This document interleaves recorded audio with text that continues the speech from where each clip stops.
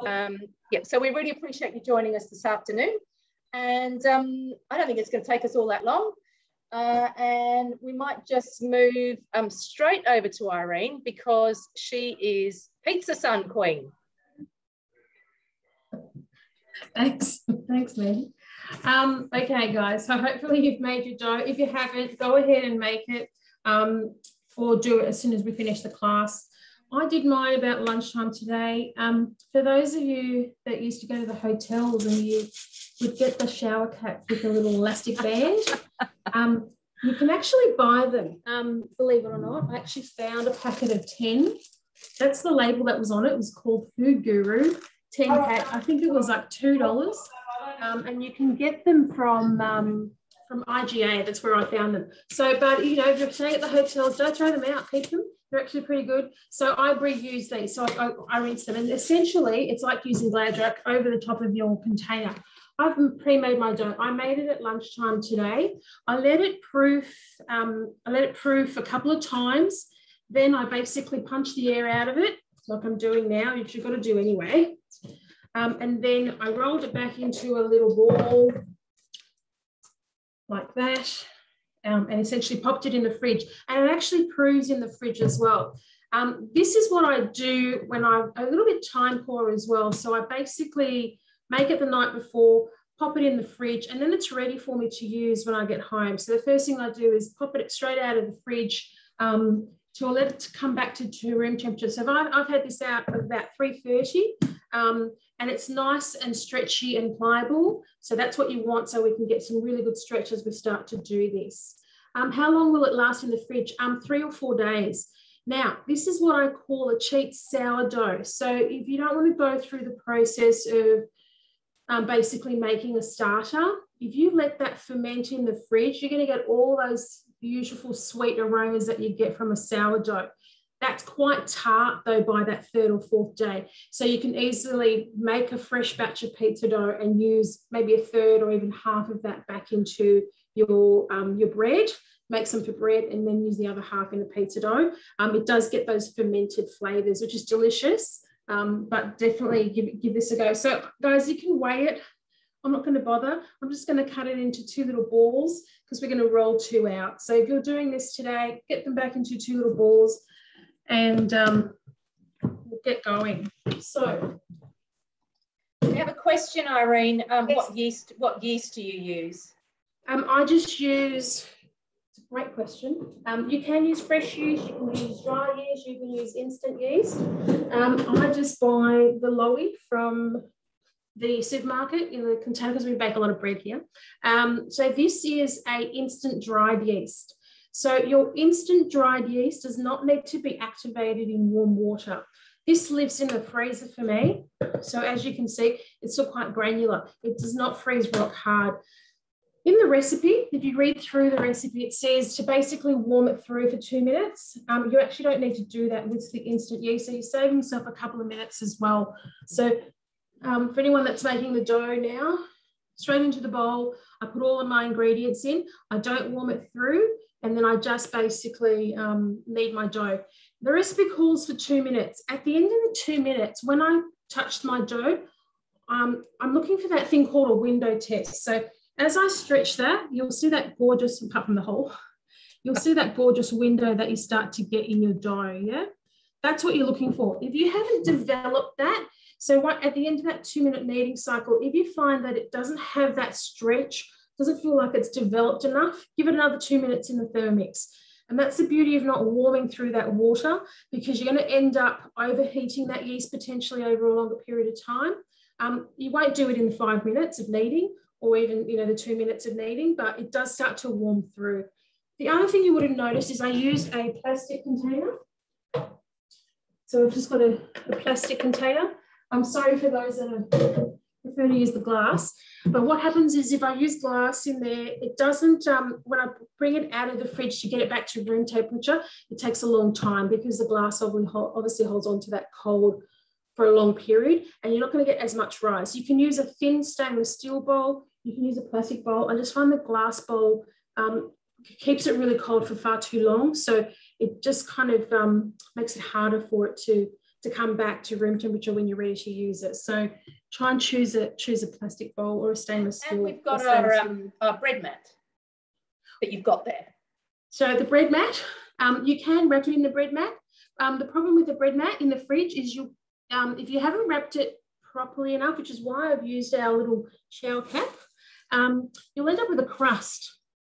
So you end up with those dry bits. This has got no dry bits on it whatsoever, you know, since I've made it today. So I've got no dryness because I've sealed that properly. With the bread mat, you can definitely achieve that. Just to make sure you've got no pockets where the air can go in. It's just a little bit riskier. And I also don't like folding my bread mat. So if you're going to fold your bread mat into corners and things like that, there's more chance you're going to actually break it over a long time, over a longer period. So I prefer not to do that with my bread mat. I ruined my first one, the first time I did that. So you kind of learn the hard way. Okay, so I'm going to change cameras. Oh, sorry, before we get started. So 2 things. Hopefully you've made all of your ingredients. So I've used, I don't like sun-dried tomatoes. If you love sun-dried tomatoes, you follow the recipe today. I've actually sauteed some mushrooms. So there's a recipe on Thermomix, sauteed mushrooms. It's under our high heat cook function. So that's a beautiful thing about the TM6, is you can use do all those caramelized and high heat cooks. I've done that with our mushrooms today. So I did those literally after I did the pastry dough, and I've allowed that to come to basically room temperature, so they're nice and cold. So I've mixed all of my ingredients. So in the recipe, it tells you to make the dough, then it asks you to grate the cheese, pop in your tomato paste, et cetera, and then basically mix it all together. The recipe also calls for egg. I'm not putting egg in mine. The egg is a good binder, so it's actually going to hold the ingredients in place. Mum's, well, yes, she didn't want any egg in hers, so I'm doing this is for Mum. All her favourite things, mushroom and cheese. So we're doing that for her today. So again, follow the recipe if you like. You can use salami, you can use ham. I've swapped it out completely today. So really, there are no rules. It's a pizza. Make it yourself. So you're going to need a couple of sheets of baking paper to have those pre-cut. You're going to need your pizza tray, whatever you're using, and of course our bread mat. Well, give me a moment. One thing I did pull out was my rolling pin. Let me put my rolling pin out. Okay, so I'm going to swap screens so you can have a look at the bread mat. Those that don't have it, you'll understand why I'd like to use it or prefer to use it. So let me just swap out my camera. Sorry about this. Okay, let's go. Okay, oh, that didn't work out too bad. A little bit further. Okay, our bread mat. Our bread mat has measurements on it. So it starts from as little as 4 centimetres, 8, 16, 24. There's a 28 on the outside. It's asking us to roll this roughly 30 centimetres wide. So essentially all I'm doing is just kind of massaging my dough just to make it a little bit easier. Mine's still a little bit cold, so I probably should have pulled out a little bit earlier. And essentially you can turn, a little bit hard to turn with all of the camera equipment I've got going on here, but basically you want to turn it so that you're turning your pastry so you're getting a nice even shape. Excuse me while I remove all of my little bits and pieces. Any questions? Everyone's waiting patiently, which is good. And anyone that doesn't have the bread mat, go to the mix shop, get your hands on one. Post the cooking experience and get your hands on one. And of course, yeah, if you invite someone along to these classes, it qualifies as a cooking experience.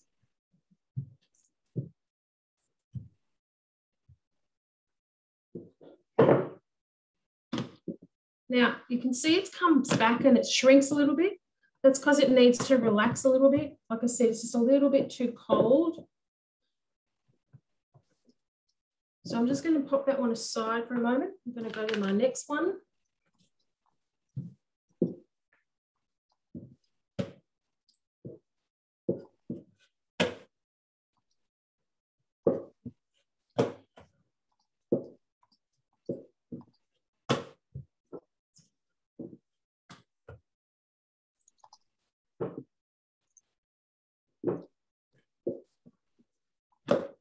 so good at circles, Irene. I know you've tried to teach me 5 million times, but I'm glad I'm not doing the circles. Well, ideally you're turning, and you can't really turn this mat, but it's just, I mean, this is a pretty, this dough is quite, it's quite lovely actually. So it's not very sticky. In fact, it's not sticky at all. So I haven't put anything on here. I haven't put any oil. I haven't put any flour. If you find your dough is a little bit sticky, a little bit of oil, spray oil, or brush it on. A little bit of flour will work as well. So again, I'm just going to let that one go. We're going to swap back. Give me this other one. This one isn't very round, Mandy. No, I noticed. Made me feel better. Does it make you good? Oh, yeah, good, good. We like to make everyone feel good. You don't have to be an expert. You know what? It doesn't matter. So you can see that minute that I've left it, it actually has helped it to relax just that little bit more. And we're reaching our 30 centimetre slowly but surely.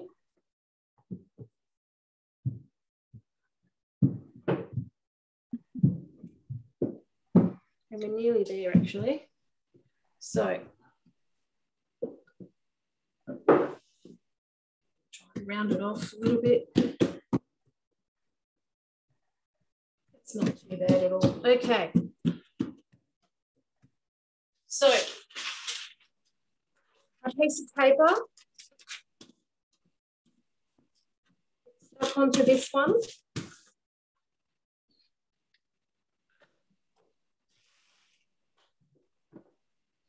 Bring your pizza tray.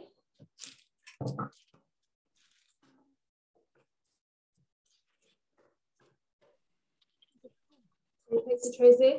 And then we're going to flip it. So your papers, in fact, that needs just a touch. I've just got a little bit. I'm just going to put a touch of water. I'll hold that piece of paper from moving.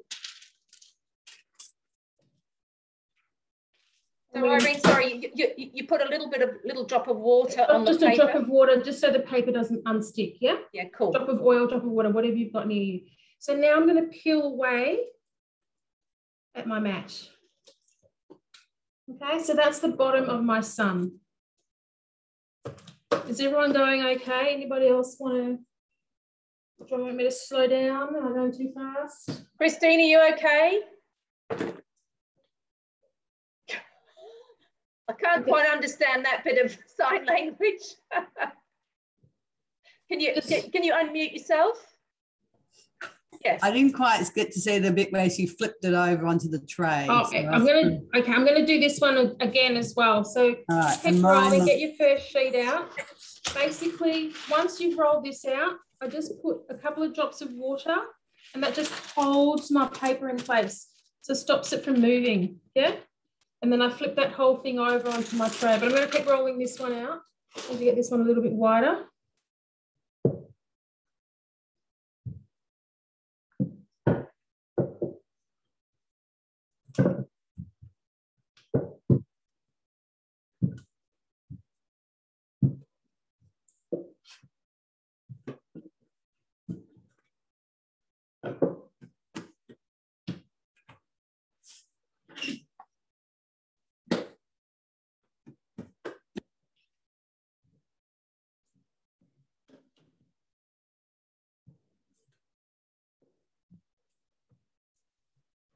Just going back to the dough, Irene and Boona are our bread queens, and they've got far more knowledge than I. But the dough that I'm using, because I'm just going to do the scrolls, I did actually freeze, and I pulled it out. I pulled it out yesterday, popped it in the fridge, and then pulled it out to room temperature probably a couple of hours ago.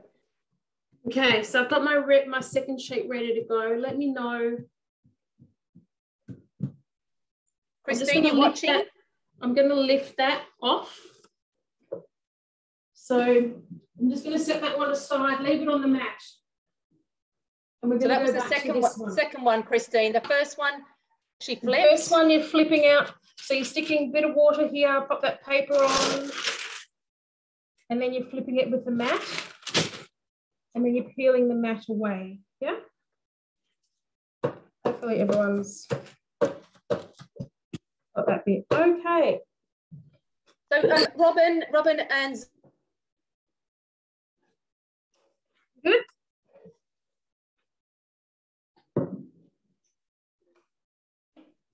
Okay, so You're muted there, Mandy. We didn't hear you.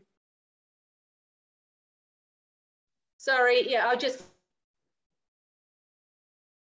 Robin gave me a thumbs up, she was okay. And Zoe, you got a thumbs up there? Yeah, cool, thank you. okay, so there's a couple of ways to do this. So I found it actually asks for, I think in the recipe, it asks for a 10-centimetre bowl. Rather than going around, just find something that's large enough to kind of give you that sun picture. Like this one's, I think, 9 centimetres. It's close enough. And I'm just using it to mark here. Now, the reason they're telling you to use an exact bowl is because it actually wants you to create that dome. I don't have a 10-centimetre bowl. So I'm going to basically pop some of my mixture directly into this cup. So I'm just using it's basically a little storage container I've got. Just bear with me while I fill this halfway. And it wants you to compact that quite a bit. So, so I've got that to about halfway on my jar there. And then I'm just going to push it down. Okay, so I ended up with roughly half a cup. I'm going to flip that back onto that same position. And then I'm just going to tap it out. Okay, so that gives me my centerpiece. And excuse me while I use my hands, but I'm just going to curve it and compact it. And this is why it asks for the egg, because the egg's going to really hold all those ingredients in place. So do follow the instructions on there. I think the egg will really make a difference, but obviously if you don't want to use it, do it like me, leave it out, not that big a deal. Then we're going to take the rest of our mixture and we're going to start to move that around. And we're going to leave roughly a centimetre border. And we want to leave another centimetre through here as well. So again, don't mind me when I fill it.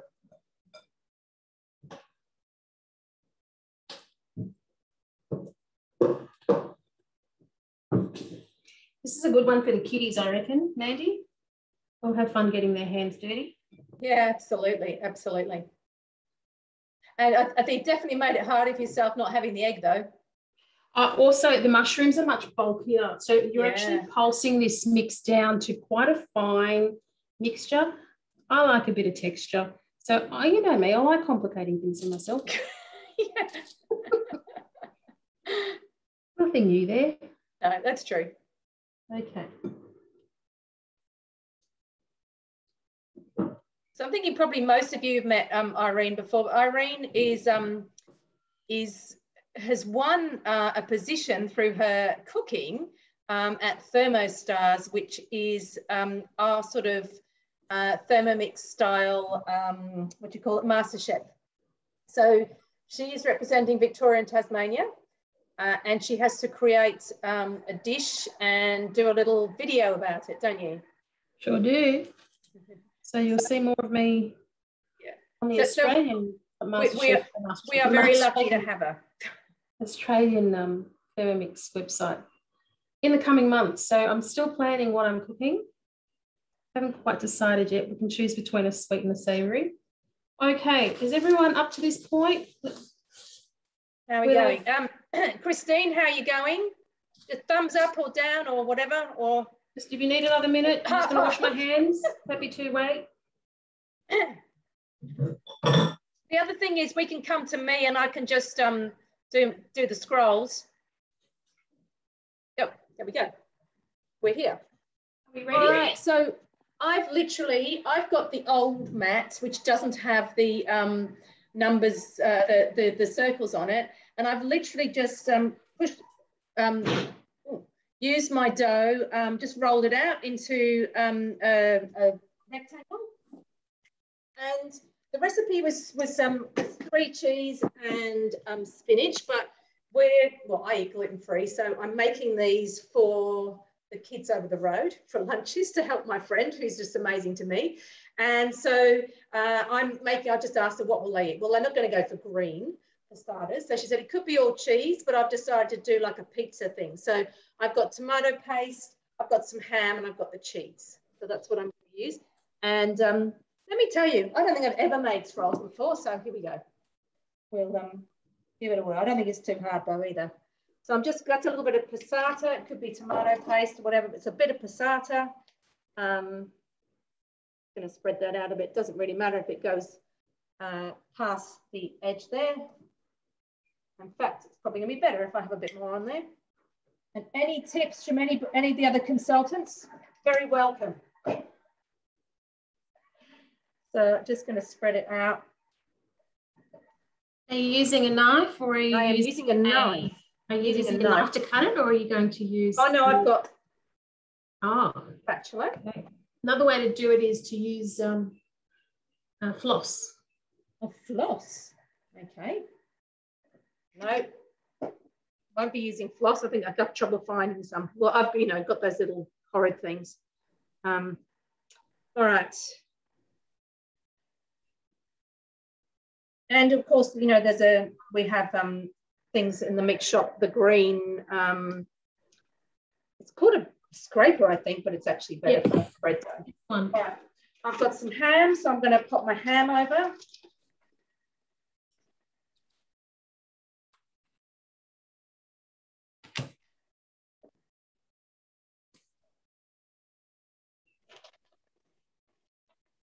Don't normally buy ham, but this is for the kids that need it over the road.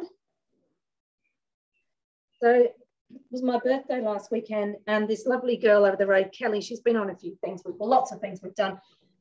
She bought me over a cocktail, which was really lovely. So it's nice to be able to do something for her, and it will save her. She's homeschooling, working full time, so it's nice to be able to give back. All right, so that's that. And I'm actually going to use my mat a little bit just to try and roll. And it's a good idea to try and get it as tight as you can. So just going to literally roll this up. There we go. This is a bit better now.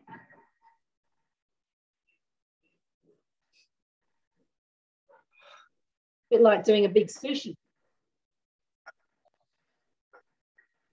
Oops. I don't think that's very tight at all. So I'm not the best at showing you this, but anyway. Any tips on getting it tighter, Irene? Just at the beginning. So just really tighten it right at the beginning. But that's okay. It's done now. Just stretch it and close it. That's fine. Yeah. Remember, it's going to expand anyway, so it's exactly. I'm going to roll it back this way a little bit. So I eat gluten-free. This is why I don't do bread normally. All I'm going to do now is I'm going to cut these like that. I might actually find my green scraper, but I'm going to go through, cut them, just cut along like that, pop them on my tray that I've already prepared here with just with another. This is our oven mat, which again is another Host Reward. It's a very well used one. And we might go back to you, Irene, so that I can leave my mess. People don't have to see my mess. Try the floss, Mandy. Sometimes you get more even cut. So guys, I've got my second one still here. So all my mixtures there. What I'm going to do is I'm basically going to flip this one down onto the other one. So I'm using the edge to kind of guide me. So I'm using, I'm coming to the edge of my one end and all the way to the other side. And again, just release it. So we've put our lid on. Okay. So we're going to be really careful here. So you don't use your nails. So use the side of your hand. In fact, you know what? I might find a little bit of water down here. Might help it to stick a little bit better.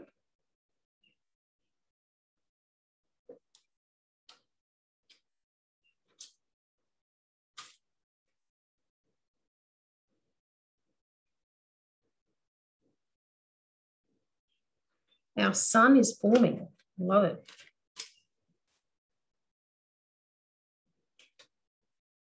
Okay. So as I'm holding, I'm just stretching, stretching, so I can end up closing it essentially. Stretching, stretching, stretching out. Beautiful. Okay. Now it's time to crimp the ends. So good old trusty fork.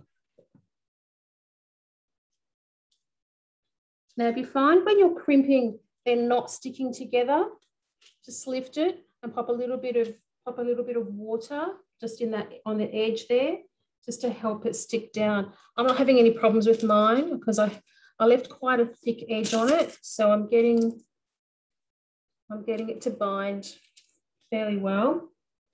So I'll just keep doing this while and yell out anyone who's having problems. You're noticing there's still a little bit of lift in mine here as well. Don't worry about that. I'm just going to use that same jar that I've had before, just to pull it down.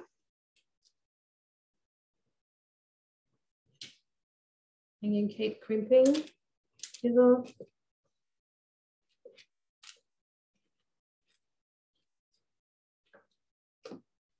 you want to pop back to me just for a second, Boone, please? And then we'll and then I'm pretty much done. So I have got a semblance of something on my tray. Wouldn't be as pretty as some of the others would make. But the other thing I realized was if I'd actually shredded my ham first, that would have been easier than trying to cut through the ham. What I did use for cutting was this, which is, it's called a Thermomix bowl scraper, but it's actually not too bad for the cutting.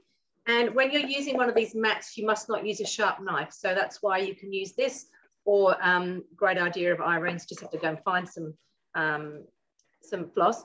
Now, what I need to do with these is I'm going to pop them in the oven, in a cold oven.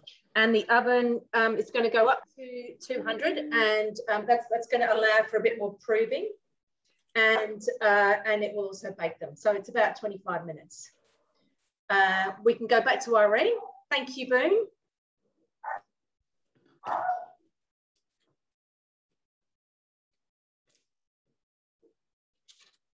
Okay.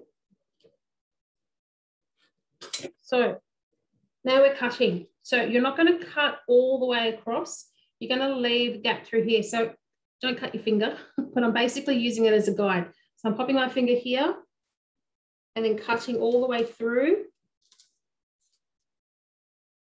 And to ensure I get nice even slices, I'm going to go to the other side. Pop your finger down. Please don't slice your finger. Don't get the kids to do this bit. Around.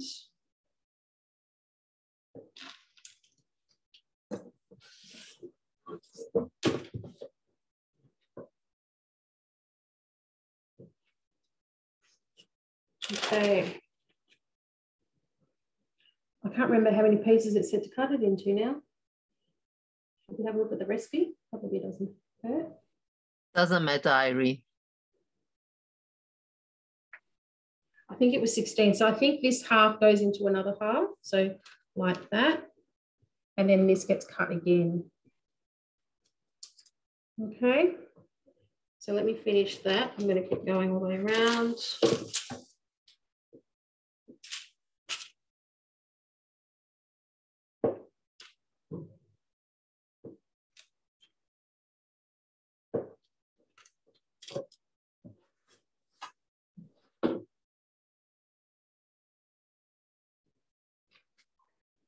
So really, we use different fillings today.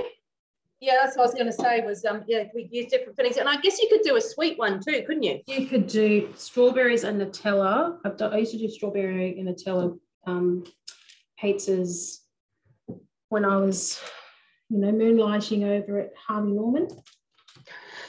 And yeah, they were a treat because the fresh strawberries, they basically melt and they're just divine.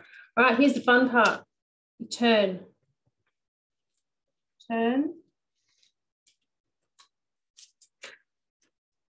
turn.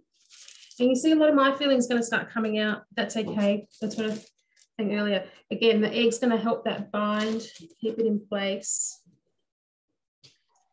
Yours will have cheese, melting cheese on it on the outside as my well. mum is salivating knowing she's going to get this for dinner. So she's in a happy place knowing she's having this because she loves mushrooms and cheese. So, oh, that's great. That's wonderful. you know, it's all about cooking for the people you love, hey? Yeah, exactly right. Turn. How are we all going? It does look good, Lynette, doesn't it? Actually, that looks absolutely fantastic, Irene. Make sure you take a photo before you bake it as well. It looks amazing. I don't know if I'll get a chance to before my mum will be hovering. Okay. But take a photo before you bake it. Oh, before I bake it, sure. Yeah, and after. Post it, no problem. That's in case it goes all funny in the oven. Okay, so how amazing does that look? Absolutely incredible. Really good, yeah, and how easy. And it's one of those things that you're going to put into, you know, hopefully, I say hopefully because eventually we'll be out of this stupid lockdown and enjoying time with our families and loved ones again. Now, everything that's gone inside can essentially be eaten raw. So cheese can be eaten raw. It has to be cooked. Go the other way. Those mushrooms are cooked. If I put raw mushrooms in that pocket, they're going to be raw when you cook them. They'll be like a watery, mushy, horrible mess. Whatever goes inside needs to be cooked down. So what I've done is I've literally hand chopped because, you know, what else are you going to do in lockdown? Bit of hand chopping is okay. And I've just got a little bit of raw uncooked, and that's why I'm putting it on top because that's going to cook in the time that my dish is going to cook. So that's just red and green capsicum? Yeah, just some red and green capsicum, just for a bit of colour. What an amazing Christmas thing. And we've gone all Christmassy now. Yes. So why not? So, you know, here's some ideas for our Christmas classes. Absolutely. I was going to do a Christmas in July for... yeah. Then Mandy left the state. I left the state. I ran out on them. Okay, I'm still going to clean it up. So let me get rid of these bits that have fallen over, but that's okay. So you get the idea. So anything that needs to be cooked has to be on the outside. So if you like onion, don't put it on the inside unless it's cooked. Again, you're going to have raw onion. So hopefully that, I can't emphasize that enough. A little bit of red on there, it's missing. All right. That looks absolutely amazing. So let's see how everyone's going. It's the Pull Apart Pizza Sun, Vicky. So Zoe, how are you going?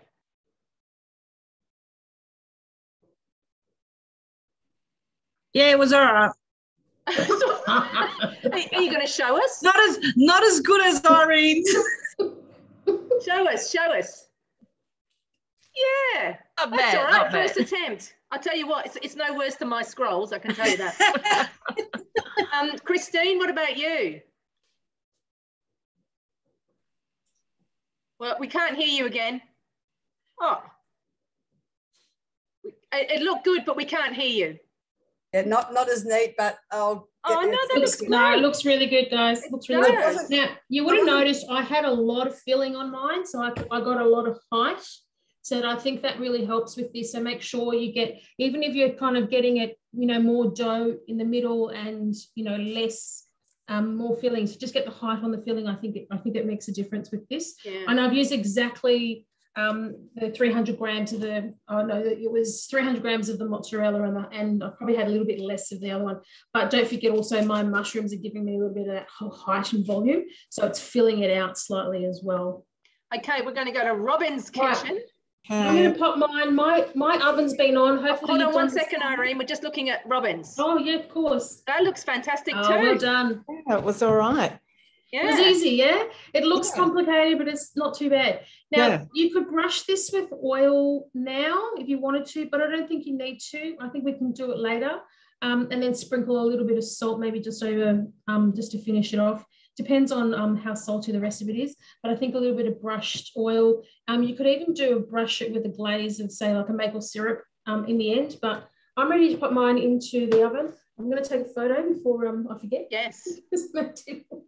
And And we're obviously not waiting for everybody's to cook, but we just wanted to give you that opportunity to see how to do the Pizza Sun, the pull apart Pizza Sun, which was a much better demonstration than the scrolls. Apologies. I better practice.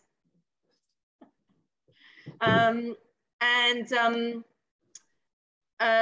so has anyone got any questions? You're welcome to come off mute if you've got any questions.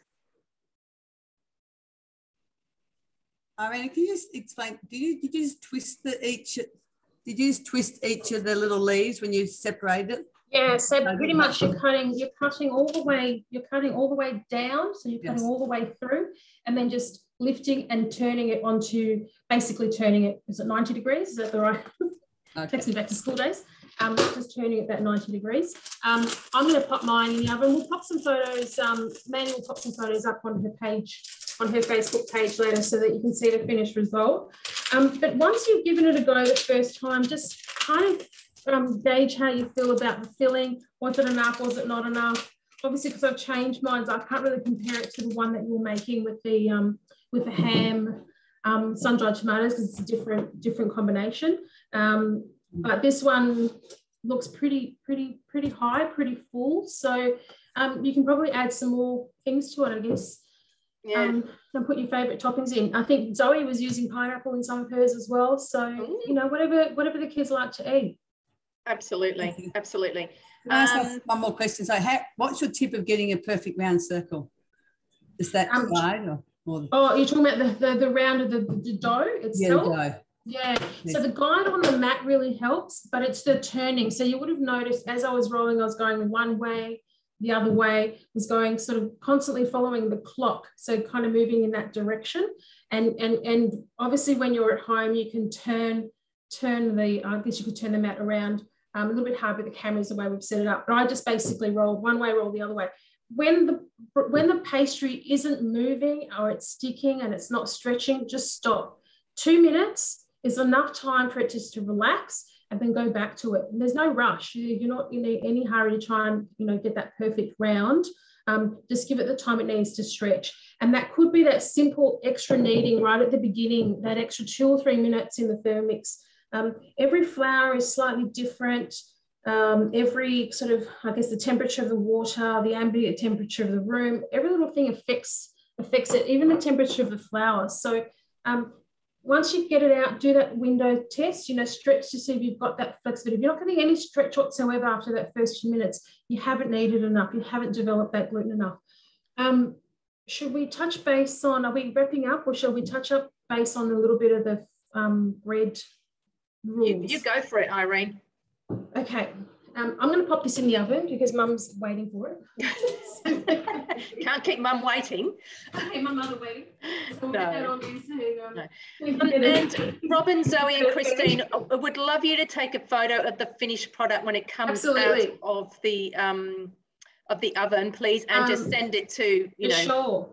So Robin, we actually did a bread class this time last year. So, you know, the beginning of the lockdown, I think it was the beginning of lockdown, it doesn't matter. It was during lockdown. So there are lots of our videos of our classes on YouTube. So we did a full bread class, which is basically going to cover some of the things I'm going to talk about. So the first and I guess most important is the, you know, that you're using the right flour. I buy baker's flour or bread flour. You can see we do a fair bit of baking. So I've got a massive container here. We order it, you know, 20 kilo bags because we use a fair bit in a fair bit of our baking. So bread flour. The reason you buy bread flour over, say, plain flour or baker's flour over plain flour is it has more gluten content. So you get that stretch. So if you're trying to make a pizza with plain flour, good luck, because you're going to be rolling and trying to get stretch out. And you really, it's, you know, that flour is doing it for you. So please buy the right flour. If you can't find it and you want to do the cheats, there's a cheats recipe for flour and yogurt. So we can send you, there's a pita bread stuff that we've done, which is basically, and then there's no yeast in it. So we can talk about some of that sort of stuff as well. So there's other ways to do pizza quickly if you don't have time for a yeast dough. But essentially the right flour is really important. Yeast. So there's 3 types of yeast. You've got fresh yeast, which you can buy. Some delis will sell it. Some of your artisan bakeries, even your baker, your regular baker shop might be able to sell you some. So your fresh yeast, you do need to dissolve it in some warm water to get that activating. If you're using dried yeast as opposed to instant dried yeast, again, you have to activate that in the water and get that process starting. So that whole process they talk about in the first few minutes to heat it through is really important for fresh yeast and for dried yeast. Instant dried yeast, you don't need to do that. So hence the reason I do that. I just mix it all in together. The temperature is really, really critical as well. So I literally turn the tap on, take the chill out, and that's the temperature of the water I use. That whole process of using the 2 minutes to heat it up, I find it redundant, only because I'm used to, I guess, making lots of breads as well, but it's just easier to just use that tepid water and use that overnight method that I use. So essentially, say around 7 o'clock, 8 o'clock, I guess it depends what time you go to bed, I will make my dough. By the time, 9, 10 o'clock rolls around, it would have had its first proof. So I would have kneaded it, would have had its first proof, maybe even a second proof. I'd smack out all that air, use my trusty shower cap, cover it, pop it in the fridge and let it go to sleep. That 8 hours at that temperature in the fridge, even though it's low, it will still puff up and you're going to wake up to a lovely full bowl of beautiful dough. So make sure you use the right size bowl. Don't be putting your dough into a container where it just fits, because it'll be exploding and you'll end up having to clean up in the morning. So make sure it's a bowl that can at least double in size. So, and in the morning, if you're not ready to use it, again, I just smack it down. So then it's ready by the time I get home after work. So you can do that process. And if you don't feel like pizza that night, have it the next night, have it the following night. As I said, it'll start to ferment in the fridge. So it'll start to develop those beautiful sourdough type flavors. If it's too strong for you, then make a fresh batch of pizza dough and split that batch up, and then you'll mix it back into. So you're basically making a fresh batch of dough and you're going to mix that as if it was a starter and mix it through. So you actually don't throw it out. And you can freeze it. Like Mandy said, she had hers in the freezer. So pull it down 24, 48 hours, depending on how quickly it thaws out in your fridge to use. What else? Irene, how much mushroom did you use? Miriam is asking. Oh, so the recipe I use is actually the one for sauteing. So let me just find, I think it's 400. Yeah, okay. I might have had 420. Like it doesn't, but basically the recipe I think calls for 400 as well. Now this recipe, just bear in mind, so it's called sauteed mushrooms, 400 grams. It actually cuts the mushrooms and steams them inside the little steaming basket. So it uses this 400 grams of sliced mushrooms will not fit in here.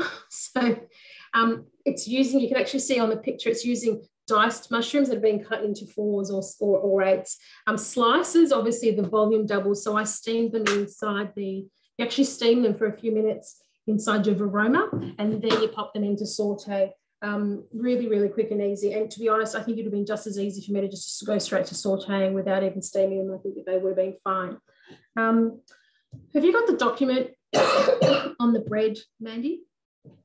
Sorry, the document. I've shared the link. No, I don't think the printed bread. No. You remember we had the bread doc? I can't remember if I feel like I'm missing some information. So I'll have a look and see if I can find. Please, I just so I'm sure there's other questions though. Please come off if you need to ask anything. So we talked about the yeast. We talked about, so the things that go into my dough, I do use a teaspoon of sugar, do put it in there. It actually obviously feeds the yeast, but it also helps to flavor the dough and color the dough slightly. I feel like I'm sure there's like 100 things on that doc, but I should have printed it off before we started. We weren't planning to do this today. We were just going to shape, but what else? Has anyone been making bread and had problems they want to talk about? Challenges? Not bothered? Too hard? Haven't been game enough yet, but yeah. It's not hard, guys. It's not. It really isn't. I use for me that overnight that overnight method is brilliant. And I even do it for the enriched doughs. So enriched doughs are things like your brioche, so things that got butter in them and quite, my bread turns out very dense, not airy. So Lynette, go through that process of making sure. So can I just actually, Lynette, can you come off mute? I just want to clarify a few things. And let me know when you're. Yeah. Great.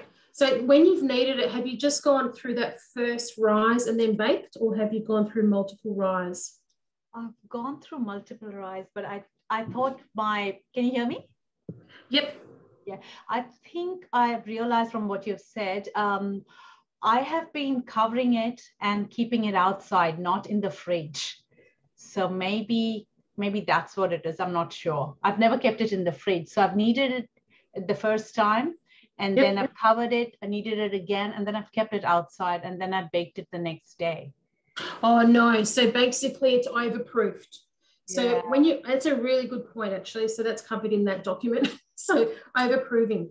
A really good way to explain it is if you just relax your hand, and everybody do this. It's like back to school. If you squish down and you feel how squishy that is in your palm, when your hand's relaxed. Yeah. When you get that bounce and it springs back really slowly, then your dough's proved. If you push it down and it stays down, your dough is overproved. And what happens with your dough when it's overproved is it might look okay, but it ends up rising and then flattening. You end up with a much flatter bread when you start to bake, and you end up with that dense structure. So that's essentially what's happening, Lynette. You're leaving it too long outside. So rise it the first time, punch the air out, pop it in the fridge. You're basically putting it to sleep. So you're giving it a retardant to basically, temperature to keep it from rising too much. If you're going to go through that process to make it rise, punch down, rise, and you'll need to bake it straight away. So make sure you by the third time it rises, you're popping it into the oven and baking it, not the next day. If you're not going to let it rise, if you don't want it for that day, pop it in the fridge. So I think that answers that question. Teresa, using bread flour, question mark, what's the question? No, I think it's in response to Lynette saying that her bread is very she's using the wrong. Yeah, possibly. Yeah, but I think we've resolved why it was happening. Yeah. So yeah, I'm using the right flour. Definitely the rising and rising proof. The whole proving process is really, really critical. I always go through a minimum of 3. So even today, I think I had probably 5 rises in my dough, which is looking pretty good. So we might even sneak it out before we finish up in 10 minutes. So to see that it's not quite finished. Baking with steam was on that list. Yes, good. Okay, so steam. What does steam do? So who likes a crusty Italian loaf with that really thick, crusty, crunchy? Me, I love that kind, yeah. So, okay, who loves really soft milk dough, like those really spongy? I was going to say even those KFC ones. We've all been guilty of eating those at one point or another. So the difference between, I guess, a soft dough is the quantity of milk or milk powder that's inside it versus your crunchy doughs, which don't necessarily have those milk contents in them. So that's one of the differences in terms of keeping it soft. In terms of crunchy versus soft, it's basically the steam in the oven. So if you've got a steam oven like I do, yay, because you can turn it on. But when you don't, throw some ice cubes into the bottom of your oven. That's a tip that I learned from a chef. You can also use a spray bottle, quickly spray the inside of your oven, pop your bread in and shut the door and keep it shut. And that first 5 or 10 minutes is really critical with that steam to basically do a couple of things. It allows your dough to rise without cracking, and it also allows it to obviously start to develop that thicker crust. If you've once your loaf is, I guess, 3/4 cooked and you feel like it's not thick enough, just drop the temperature down and dry it out. So to give you an example, bear with me. If anyone's been to the island of Crete, which is where my mum's from, one of the dishes they serve you are bread rusks, which have been drizzled with beautiful olive oil, and they've got a fresh Greek salad over the top, some feta cheese, delicious. They're cooked. In fact, I've eaten all the together. I've got all the ends in that packet. So this is what we actually have them for breakfast with our Greek coffee, but essentially it's twice cooked bread. So we make our loaves of bread completely whole milk flour. We've added some beautiful coriander seeds and some fennel seeds, which we pound out. So we essentially make a loaf of bread. We then slice it and dehydrate it. So essentially what you're doing to get that thick crust on the bread is you're dehydrating it or dehydrating the outside. So you're getting that really lovely crusty exterior. Yeah. These are lovely, but we can maybe do those in another class. But that's essentially what I do. Now, one of the difficulties, and Boone can say this, is Boone is an amazing sourdough baker. So one of the things we'll get her out of her Northern Lights in a minute. Yeah, we can't see you anyway, Boone. So, Boone loves baking sourdough bread, and one of the challenges she has is even with and she has done this. She's done it in her. She'll call it a really average oven. She's used different languages, but that's okay. We'll say an average oven through to, and she's even done it in the Miele oven. And nothing against Miele, hopefully, you know, I've got an AEG behind me, which cooks brilliantly. The difference, though, between a commercial deck oven that's designed for bread that has the stones that are in the base and the steam pockets that get injected is that it creates perfect crusts. And the way around that for us is basically using a cast iron, like a Le Creuset pot. Yeah. So if you've got a pizza stone, it's exactly the same as what it does to your pizza. It gives you that gorgeous crust on the bottom and that gorgeous colour. Same thing happens when you're using basically by sealing it within a container, it's keeping all of that moisture inside. And basically as it rises, it's continuing to maintain that moisture and give you that gorgeous crust. So you have to preheat. There's a few recipes online where people have said, don't preheat your cast iron. You have to preheat it. So please be careful. Don't burn yourself. Just basically pop the dough onto a baking sheet so that you're able to lift it and pop it into your cast iron pot. It'll be the best bread you've ever made. So even something as simple as this pizza dough, just, see how quickly it transforms. What is really important is that you use a lame, which I've got here. We have got these on our mix shop as well. It's basically a serrated knife, or you've got a really good quality knife at home. You're using that to basically score. The reason for scoring is to allow all of those excess, all that gas that's inside the loaf to kind of escape without causing nasty cracks, I guess, along the side of your bread. Was there anything else on that sheet, Mandy? Irene, Lynette's asking about the rusk. Sorry, Mandy. That's right, you go for it. No, Irene, go for it.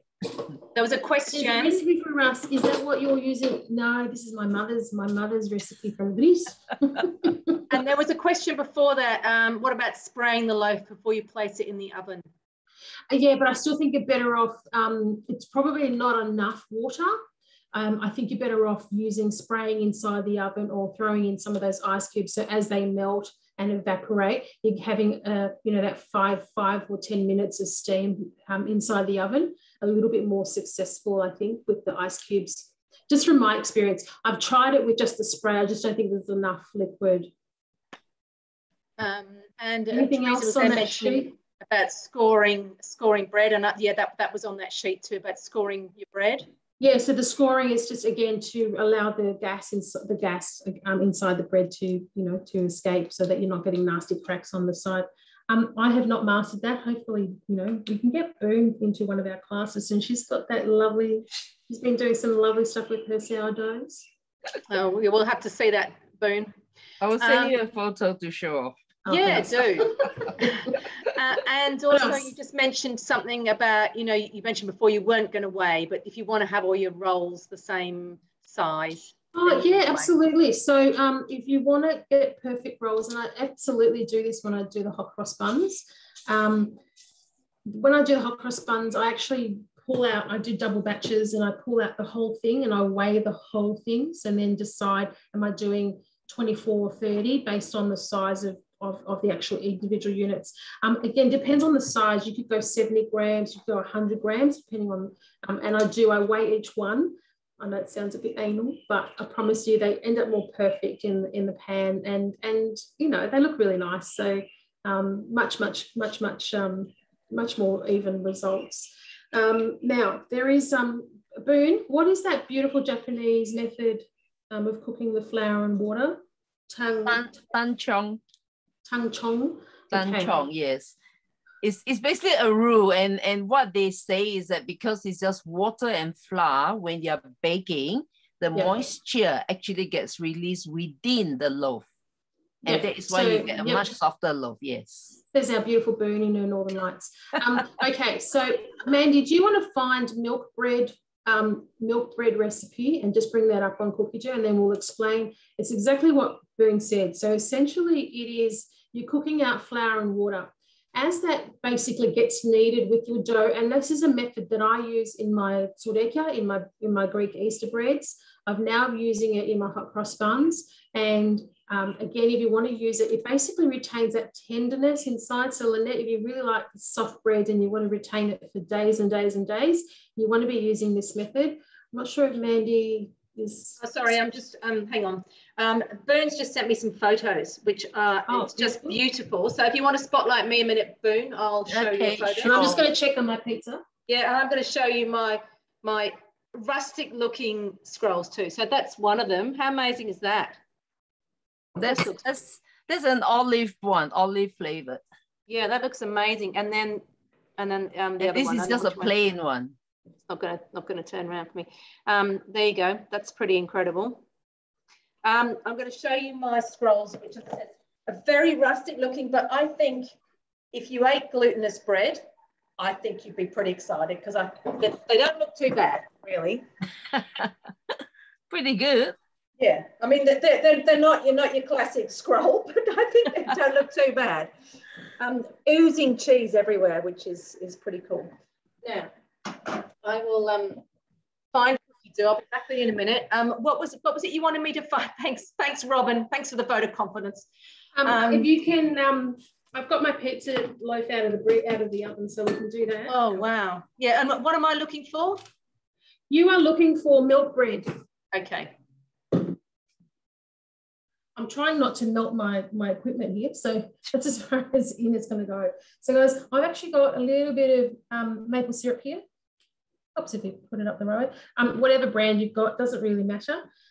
This is a tip I actually learned from Boone. She uses it on her, it was pandan, has some pandan bread she made over actually here when we were... All hot cross buns. On our hot cross buns and things. Right. So just a touch. So you could use oil. So you can see there's a little bit of oil that's just pocketed there and that's come out from the cheese. But I actually like this because, you know, this is going to give it this gloss to make it Insta-worthy. And it makes the bread just slightly, you know, a bit sweet, but all the saltiness. So the recipe actually asks you to put a little bit of sugar in. I actually didn't put any sugar in. I'm sorry, I did it in the dough, but I didn't actually add any into my mixture. I think it actually asked for it in the mixture. I left it out because I knew I was going to put this on it. But if you don't have to do this, you can just brush it with a little bit of olive oil. Looks so beautiful. How good is that? It's really fantastic. Thank you so much, Irene. I have got the milk bread, so I'll beautiful. get that up for you.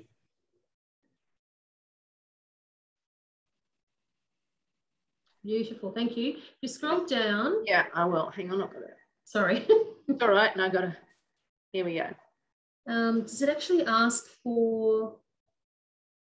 No, that recipe doesn't. No, it's not asking for the tanchong method. There is one that does actually ask you to do it, and I think it's in one of the newer collections. Any ideas? Any other ideas? Maybe if you actually type in it's. Do you want to? How's it spelled, Boone? T-A-N-G. People spell differently. There it is. There it is. Got it. That's right. Got it. Fabulous. Thank you. See that gorgeous, gorgeous stretch. So this is what I find really makes a massive difference in your hot cross buns. So if you scroll down a little bit, you'll actually see it talks about bread flour, then milk, yolks, etc., etc. But basically, it's there we go. So place 1 ounce bread flour and 3.5 ounces. This is I don't quite translate ounces, but basically it's flour and they've used milk, or you can use water, and you cook that down for 3 minutes, 175, which is roughly 80 odd degrees, speed 3. So that little process there makes the most amazing difference to your loaves of bread in terms of extending their shelf life, in terms of tenderness, and really makes that, you know, massive difference as far as, you know, keeping it lovely and soft and fluffy. So highly recommend that. So essentially you're pulling out some of the existing liquid and milk from an existing recipe and doing this cooking out process for the 3 minutes. I promise you it'll make such a massive difference to the end result of your hot cross buns, your brioche, and even if you like, you know, really soft, I love crunchy pizza, but any bread that you want to keep lovely and tender, please, yeah, by all means, go through and do that. I'm really sorry, I don't pronounce it properly, but I'll call it the magic softener. Boone can give you the proper name for it. And I was going to put a little bit of spring onion on the, I'm just going to put a little spring onion as I do this. I'm just going to take a photo of it a little bit later so you guys can see it. Any other questions? Yes, absolutely, Robin. Use it for your cinnamon buns, use it for your hot cross buns, use it for everything. So just pull out a little bit of the liquid. As I said, just pull out a little bit of the liquid, whether it's milk or water, and basically cook that down, follow that method, and it'll be one that you will be doing for the rest of your life. Absolutely amazing results. And just a very quick note on that recipe, it was in ounces. Do remember that if you come across a recipe in ounces, it will automatically come up as ounces on your Thermomix. So you don't need to worry about, you know, being worried about it's not grams, how do I work this out? It's there. And a really great tip a customer gave me about 6 months ago was if you're looking at Fahrenheit for the temperature, if you halve it, that's Celsius. So that's a nice, easy way to remember that. I don't remember the ounce conversion though, Mandy. 4 ounces is 100 grams. Okay. Someone who grew up with ounces in England. Okay. All right. So thank you so much, Irene, for sharing all your amazing knowledge again for us. We really appreciate it, and thanks for those of you who cooked along, and we'd love to see, you know, please send us a photo, your consultant a photo, and we'll have a look and see what you've made. Next weekend there's a couple of things on. Oh, thanks, Teresa, I'm so glad to see you again. It's been a while. I understand it's difficult when you don't have a Thermomix with you and you're stuck in South Australia. A few things on in the next week. Tomorrow I'm talking a little bit about a sustainable kitchen. That's on at 12:30. How you can, you know, me and my not wanting the plastic, etc., or and how to deal with all that sort of stuff. Next Saturday at 2 p.m. Team leaders are doing it's a bit of a barbecue. It's sort of spring outside class, and on Sunday, next Sunday at 4, our team here, we are doing a Father's Day breakfast.